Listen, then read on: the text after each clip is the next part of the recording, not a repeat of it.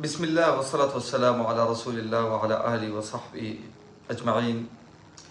رب اشرح لي صدري ويسر لي أمري واحلل عقدة من لساني يفقه قولي. أما بعد، موضوع الليلة يدور حول سؤال ظل يطرق ذهني وأشغلني كثيرا، وهو: هل هناك ضرورة فعلا لظهور ما يسمى بالمنهج السلفي في عالمنا الإسلامي، أو لتصدره المشهد داخل أمة محمد صلى الله عليه وسلم؟ هذا السؤال بالذات جرني إلى التفكر والبحث: ما معنى السلفية أصلا؟ ومتى ظهر هذا المصطلح؟ ثم ما هي المكونات أو المرجعيات الفكرية التي يقوم عليها ما يعرف اليوم بالمنهج السلفي المعاصر؟ وكيف أصبح له هذا الحضور بين التيارات والتنظيمات الإسلامية؟ وأول ما يمكن الإشارة إليه أن مصطلح السلفية كعنوان بارز ومنهج متداول بهذا الشكل بدأ يظهر بشكل أوضح تقريبا في منتصف القرن العشرين، يعني في الخمسينيات والستينيات، وارتبط اسمه عند كثيرين بالشيخ محمد ناصر الألباني رحمه الله. والشيخ الألباني تعود أصول أسرته إلى ألبانيا، وهاجرت في ظروف تاريخية وظروف سياسية معروفة، حين كانت بعض الأنظمة في أوائل القرن العشرين تتجه نحو سياسات شديدة العلمنة، وكانت هناك مواجهة المظاهر الإسلامية بشكل مباشر. وفي تلك المرحلة برزت أسماء لحكام في العالم الإسلامي اتهموا بشدة في مسار العلمنة ومحاربة الدين بصورة علنية، مثل مصطفى كمال أتاتورك في تركيا، ورضا خان بهلوي في إيران، وأحمد زوغو في ألبانيا. هذه الفترات ارتبطت بسياسات صارمة جدا ضد المظاهر الدينية، ومنها منع الحجاب وتغيير بعض الرموز الاجتماعية والدينية في تلك المجتمعات وفي تلك الدول. هذه التحولات يا جماعة أدت إلى موجات هجرة كبيرة جدا داخل العالم الإسلامي، حيث انتقل كثير من المسلمين من مناطقهم خوفا على دينهم وخوفا على أعراضهم، فهاجر بعضهم إلى بلاد الخليج وغيرها من الدول، كما حصل مع عائلات ألبانية استقرت في الشام وغيرها. وكان من بينهم من اشتهر أبناؤهم لاحقا بالاشتغال بعلم الحديث، مثل الشيخ شعيب الأرناؤوط والشيخ عبد القادر الأرناؤوط وغيرهم وكذلك عائلة الشيخ نوح الألباني والد الشيخ محمد ناصر الألباني. وقد جمع بعض هؤلاء روابط علمية وصداقة، وكان لهم أثر في نشر التحقيقات الحديثة في العصر الحديث، تحقيقات حديثية كانت خصوصا عبر دور نشر ومراكز علمية مثل المكتب الإسلامي، الذي كان له دور في نشر كتب التراث وتحقيقها، وتحديدا خاصة كتب الشيخ ابن تيمية وابن القيم وغيرهما بإخراج جديد ومحقق. وكان الشيخ زهير الشاويش من أبرز من ساهم في دعم هذا المشروع العلمي، وكما حظي هذا النوع من النشر بالدعم في بعض الفترات من جهات مختلفة، منها دعم بعض المؤسسات في قطر، ثم لاحقا انتشار أوسع في السعودية وغيرها من دول الخليج.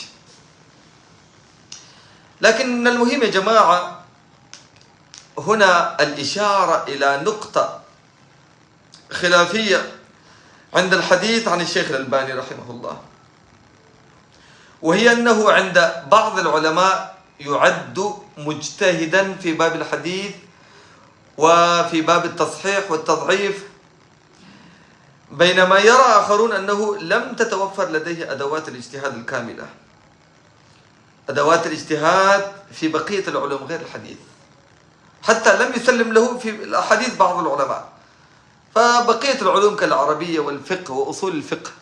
وأن اشتغال الألباني كان غالبا في جانب علم الحديث، جانب واحد، ولم يتلقوا على يد مشايخ حديث تقليديين بصورة منهجية طويلة.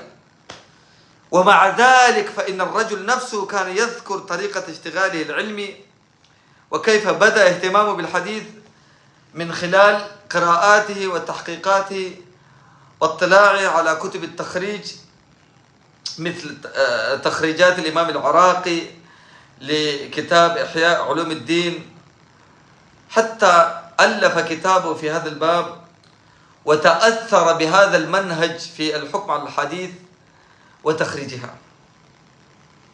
ومن هنا يا جماعة بدأ يظهر مصطلح السلفية ليس فقط كميل علمي أو اتجاه حديثي، بل كمنهج فكري متكامل يطرح في مقابل المذاهب الفقهية الأربعة، مع الدعوة إلى العودة المباشرة إلى النصوص وترك كثير مما توارثته الأمة عبر القرون من بناءات فقهية وأصول وقواعد فقهية وكلامية.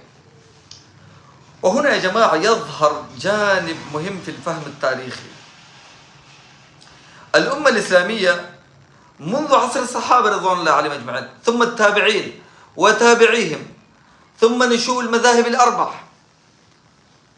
كانت تعيش حالة من التراكم العلمي في الفقه، وكذلك نفس التراكم في الاستنباط وفي العقيدة أيضا. لم تكن هناك صورة واحدة جامدة، بل وجدت اتجاهات في الفهم والتلقي،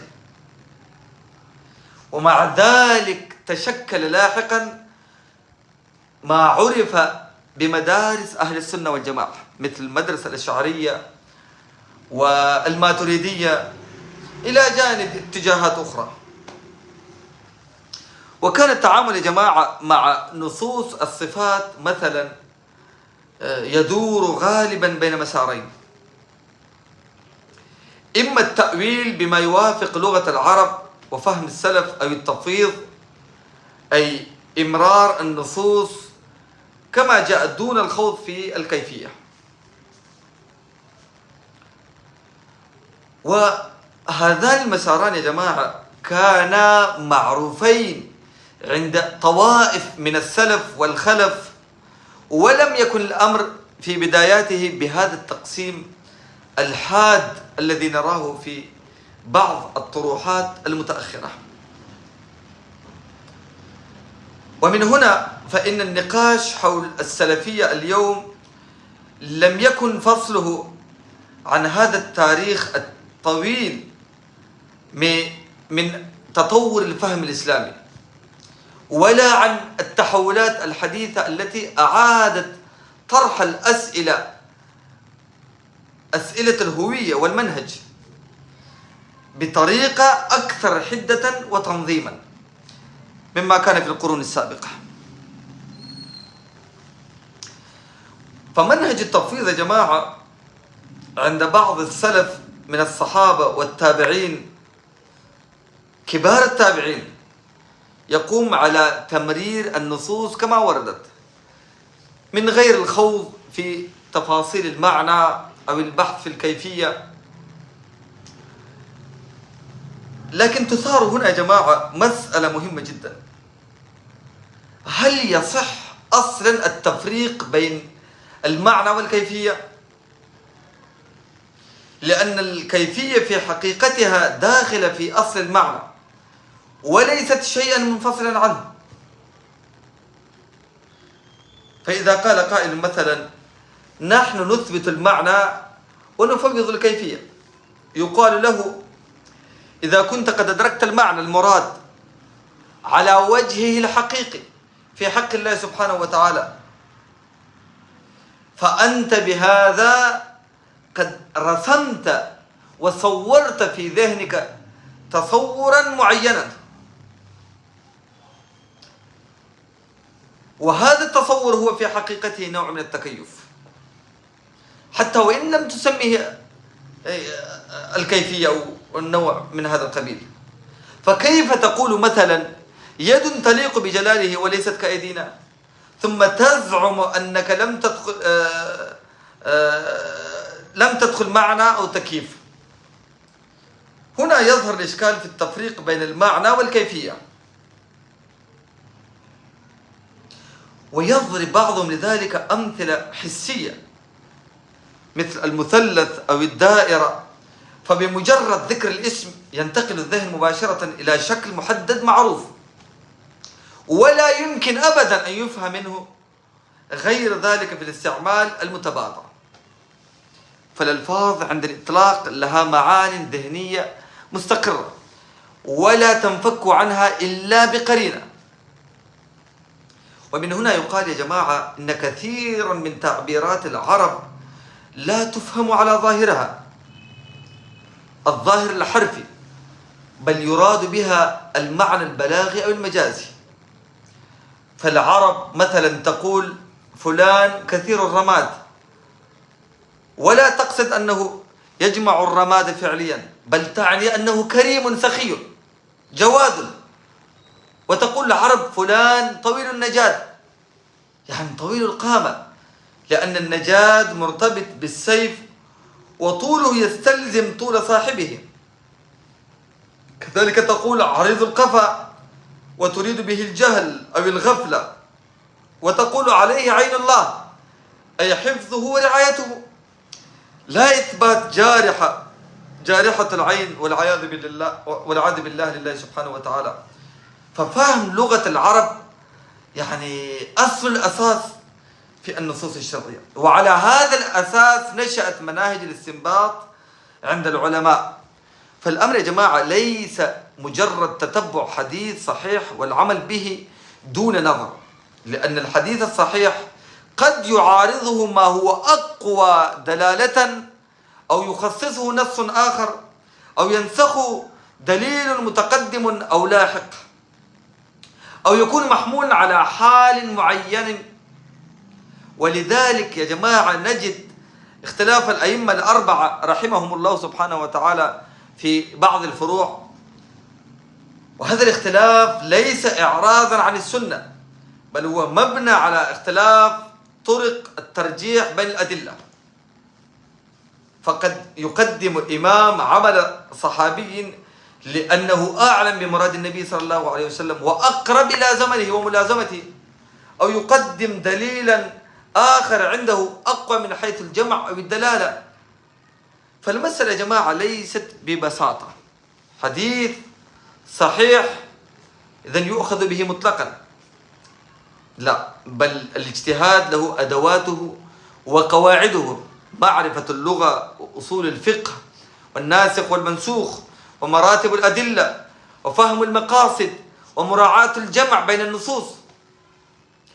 ومن هنا كان أهل العلم لا يتركون الحديث الصحيح لمجرد الهوى أو الرأي، أبدا لا، وإنما قد يتركونه أو يتركون ظاهره لأنه عارضه ما هو أقوى منه عندهم دلالة أو ثبوتا، أو لأنه مخصص أو منسوخ أو مؤول تأويلا معتبرا.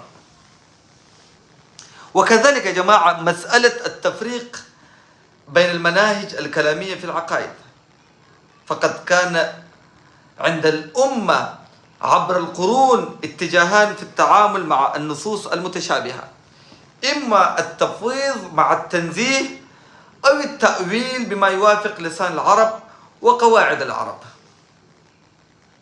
وكلا المنهجين وجدت في الأمة وتداولته المدارس العلمية. الإشكال الحقيقي ليس في وجود هذه الاتجاهات، بل في تحويلها إلى أسباب نزاع وتعصب. هذا التعصب هو الذي أحدث الفرقة، لا مجرد الاختلاف العلمي. ثم إن القول بأن مجرد اتباع الحديث الصحيح يكفي لكل أحد دون أدوات العلم قول فيه تبسيط مخل، لأن نفس النص قد يفهم في بعض الأحيان على وجوه متعددة، وقد يكون له معارض، أو يكون مقيدا أو مخصوصا، أو لا يفهم وجهه إلا بالجمع بين النصوص. ولو نظرنا إلى الواقع لوجدنا أن كثيرا من الاضطراب في الفهم المعاصر سببه ترك منهج العلماء المتقدمين والاكتفاء بالقراءة الجزئية للنصوص دون أدواتها. وفي النهاية يا جماعة، الأمة لا تحتاج إلى إلغاء المذاهب ولا إلى إلغاء الاجتهاد، بل تحتاج إلى ضبط العلم بأصوله، ضبط العلم بأصول العلم، بقواعد العلم، والابتعاد عن التعصب الأعمى، الابتعاد عن التعصب، وإعادة الفهم إلى قواعد العلم التي سار عليه العلماء عبر القرون دون إفراط وتفريط. والسلام عليكم ورحمة الله.